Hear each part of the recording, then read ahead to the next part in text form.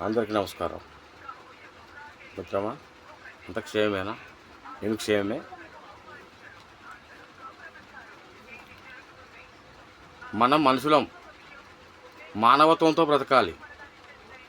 ఈ మనుషుల మధ్య కొన్ని మృగాలు తిరుగుతున్నాయి. మహిళలు జాగ్రత్త. మొన్న నిర్భయ,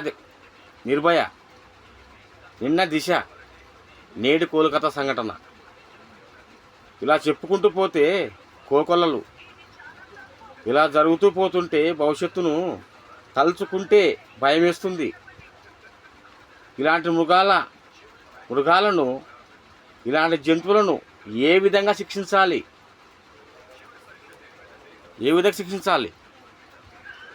ఇలాంటి జంతువులను ఏ విధంగా శిక్షించాలి?